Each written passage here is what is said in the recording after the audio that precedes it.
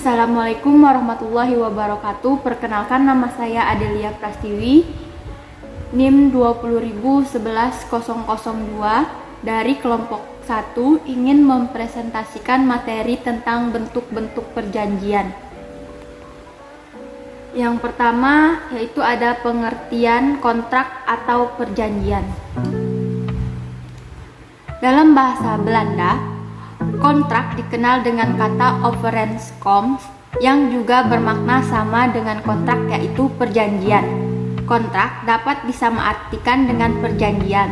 Hal mendasar perbedaan pengertian kontrak dan perjanjian yaitu kontrak merupakan suatu perjanjian yang dibuat secara tertulis, sedangkan perjanjian merupakan semua bentuk hubungan antara dua pihak, di mana pihak yang satu berjanji kepada pihak yang lain untuk melakukan sesuatu hal.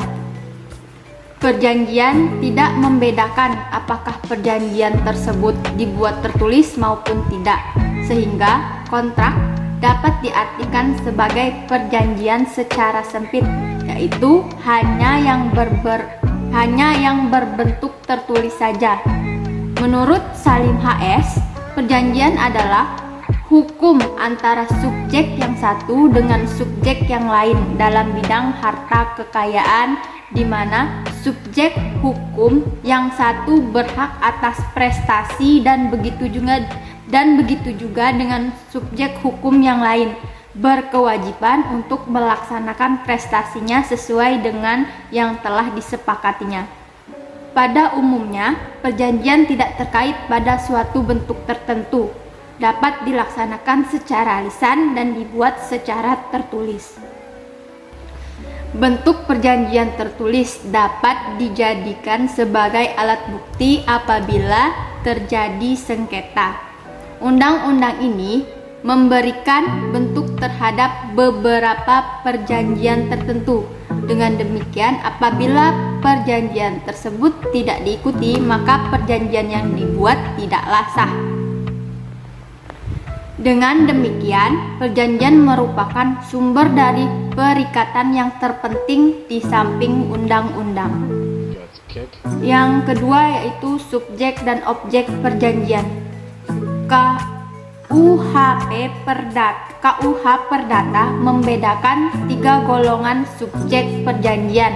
Yang pertama yaitu para pihak yang mengadakan. Assalamualaikum warahmatullahi wabarakatuh.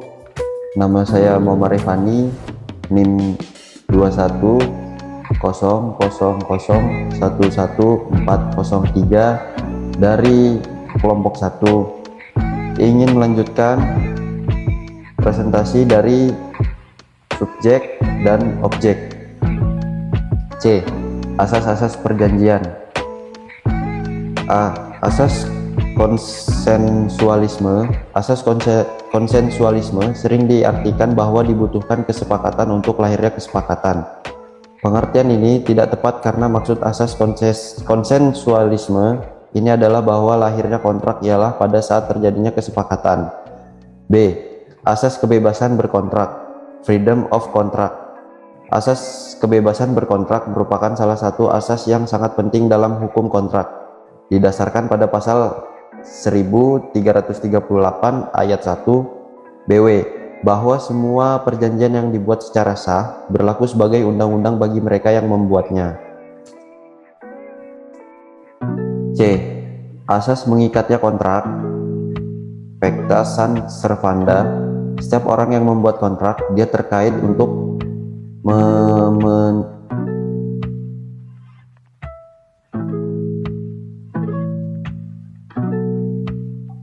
C. Asas mengikatnya kontrak. Pacta sunt servanda. Setiap orang yang membuat kontrak, dia terikat untuk memenuhi kontrak tersebut, karena kontrak tersebut mengandung janji-janji yang harus dipenuhi, dan janji tersebut mengikat para pihak sebagaimana mengikatnya undang-undang. D. Asas itikat baik. Goed trouw. Menurut pasal 1338 ayat 3 KUH Perdata, suatu kontrak harusnya dilaksanakan dengan itikat baik. Weder trouw bona fide. Rumusan dari pasal 1338 38 ayat 3 tersebut mengindikasikan bahwa sebenarnya itikat baik bukan merupakan syarat sahnya suatu kontrak sebagaimana syarat yang terdapat dalam pasal 1320 KUH Perdata. Akibat keadaan memaksa absolute force majeure. 1. Debitur tidak perlu membayar ganti rugi. Pasal 1244 KUH Perdata. 2. Kreditur tidak berhak atas pemenuhan prestasi, tetapi sekaligus demi hukum bebas dari kewajibannya untuk menyerahkan kontrak prestasi, kecuali untuk yang disebut dalam pasal 1460 KUH Perdata.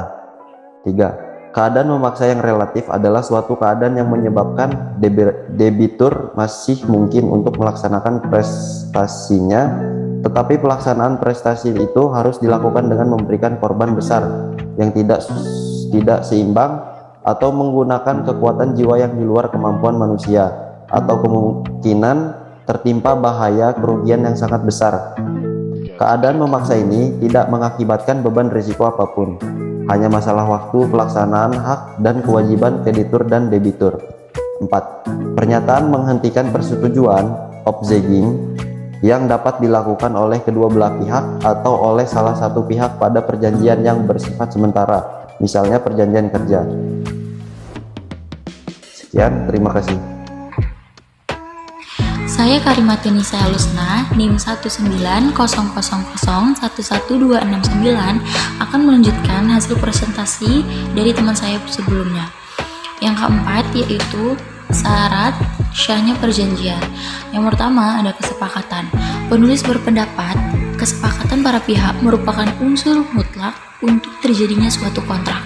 Kesepakatan ini dapat terjadi dengan berbagai cara, namun yang paling penting adalah adanya penawaran dan penerimaan. Atas penawaran tersebut, terjadinya kesepakatan dapat terjadi secara tertulis dan tidak tertulis. Para pihak yang melakukan kesepakatan secara tertulis biasanya dilakukan baik dengan akta di bawah tangan maupun dengan akta autentik. Selanjutnya ada kecakapan. Syarat kecakapan untuk membuat suatu perikatan harus dituangkan secara jelas mengenai jati diri para pihak.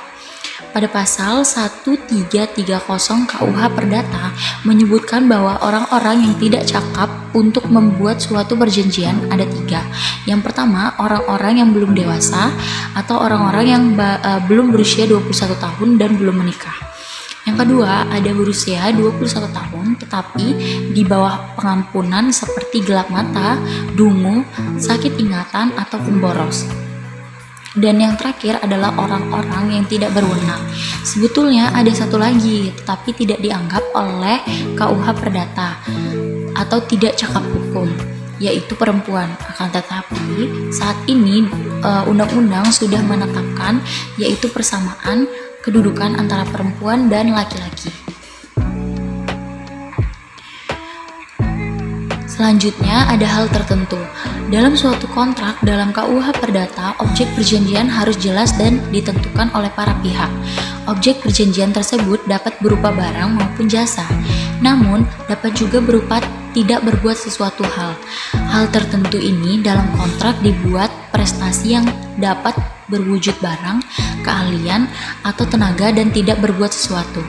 Dan yang terakhir ada sebab yang halal. Istilah kata halal yang dimaksud di sini bukan lawan kata haram dalam hukum Islam, tetapi yang dimaksud sebab yang halal adalah bahwa isi kontrak tersebut tidak bertentangan dengan peraturan perundang-undangan. Selanjutnya ada bentuk-bentuk perjanjian. Bentuk-bentuk perjanjian dapat dibedakan menjadi 2 macam, yaitu yang tertulis dan tidak tertulis. Perjanjian tertulis adalah perjanjian yang dibuat oleh para pihak dalam bentuk tulisan.